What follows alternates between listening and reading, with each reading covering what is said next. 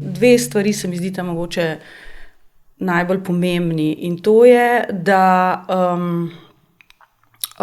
prva je recimo ta svoboda, ne, se pravi, da meni je svoboda najvišja vrednota v vseh pogledih.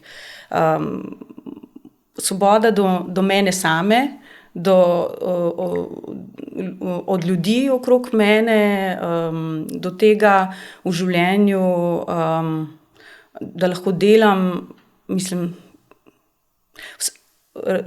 to se zdaj tako sliši, da lahko delam, kar hočem, ne.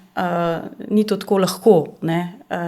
Pa tudi vedno ne moreš glih čisto delati, kar hočeš, ampak v tistem nekem rdeči niti.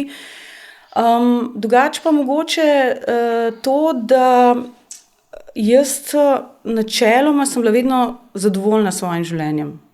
Mislim, meni je bilo fino, ko sem bila majhna, pa sem se na Kodelovu pa Slovanu igrala, ne, ali pa tam na našem dvorišču, ali pa pol kasneje, tudi ko mi ni bilo glih fajn.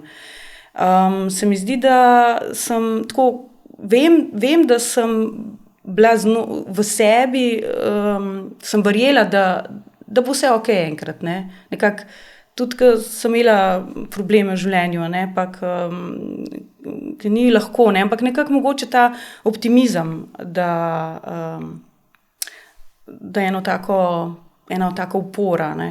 Bi lahko temu rekli recimo notranje zadovoljstvo, veš, mogoče da to, vidiš tisto kozarec napol poln, ne pa napol prazen, da je to vizura sveta, ki je konstruktivna, ki išče pač tiste vzvode, ki te polnijo, ni pa usmerjena v tisto, kar nas teži, boli in tako naprej. Ja, in pol se je z leti tudi zelo pokazalo z novimi priložnostmi in z Aleksandrovim položajem, da je v bistvu to zelo veliko, mislim, meni to res največ pomeni, da te ne more nihče v bistvu kupiti, ne, ali pa ne vem, da nisi tudi sam v sebi, ne gre toliko za tudi to, da nisi ti odvisen od nečesa, česarkoli, ne, v življenju. Mogoče mi takrat, ko mislimo mislimo tako bolj na materialne stvari, ampak ne gre samo za materialne, ne. Vse, kar te veže, te omejuje, ne, te na neki način ti krati tvojo svobodo in to je meni pač najbolj pomemben, ta občutek svobode, a ne. In če se trenutno navežeš na neke